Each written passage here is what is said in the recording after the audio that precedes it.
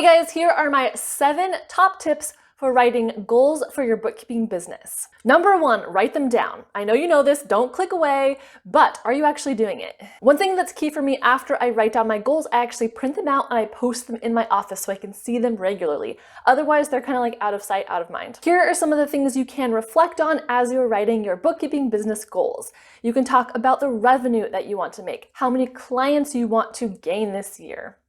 Or if you want to fire any clients, that's cool too. Do you want to raise your pricing? Do you want to work on a new project? Do you want to do some new marketing things for your business? As well as think about your lifestyle goals, because I'm guessing that you became a bookkeeper because you had certain goals about a flexible lifestyle. So maybe you're someone who wants to travel and work on the road. For me, I started out wanting to stay home with my kids, so I love that flexibility. Maybe you want to make it a goal this next year to not work on the weekends. Whatever you want your life to look like, write that down and put it in your goals. And kind of going along with that is make sure you keep your why in mind. Are you really passionate about helping small business owners that maybe are struggling with their finances and teaching and educating them? Is it some of your own family financial goals like retirement and that kind of thing? When I first started, I wanted to get out of debt. So we had $100,000 worth of student loan debt, and it was my goal to put $1,000 of my bookkeeping earnings every month to cover that debt, to start paying that debt off. After this, you can watch my video all about that if you're interested. The thumbnail looks like that. And now that my family's debt free, it's really fun to use my income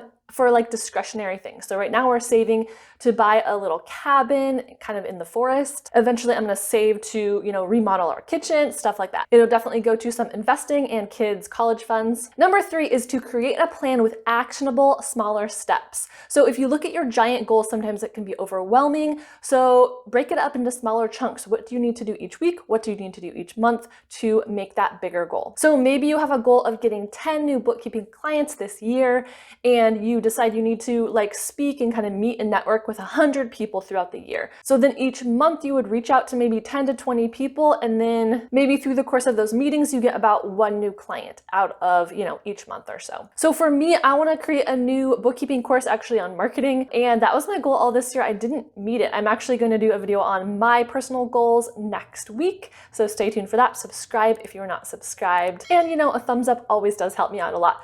I'm Morgan too. I don't think I mentioned that yet. My website is FinePoints.biz. It has a lot of free resources on there for bookkeepers. But anyway, I think my problem why I wasn't able to complete that is I really got overwhelmed by the big picture. So this next coming year, I'm going to break it down into those small, manageable chunks. Let me know in the comments if you have a system or a place that you post your goals or write them down, or kind of what your system is. Number 4 is find an accountability partner. I love this one because this helps me out so much. I'm like medium accountable to myself, but I'm very accountable to other people. Like if I tell you I'm going to do something, pretty much I get it done. So maybe this is another bookkeeper you can find in a networking group. Maybe it's just a friend like in your neighborhood, or a colleague, or someone that you see regularly, and you can just chat with them about your business goals and you can keep each other accountable. I would really recommend scheduling time on your calendar to check in with that person.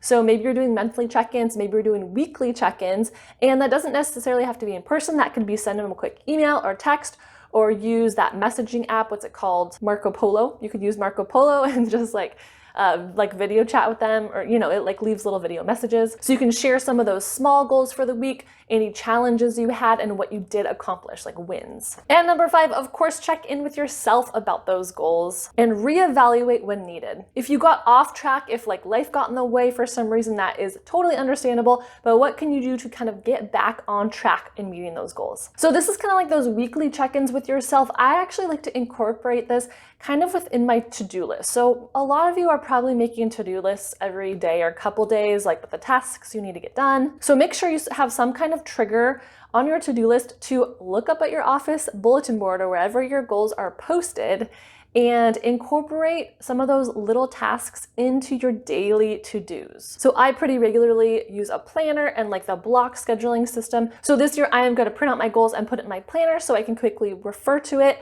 and try to be as actionable as possible. So the point is, put it in your routine somehow weekly. Number 6, do the same thing, but quarterly. So kind of a quarterly check-in is a chance to kind of redirect your ship if you need to. Whereas weekly, you're just kind of going, try to be efficient, get things done.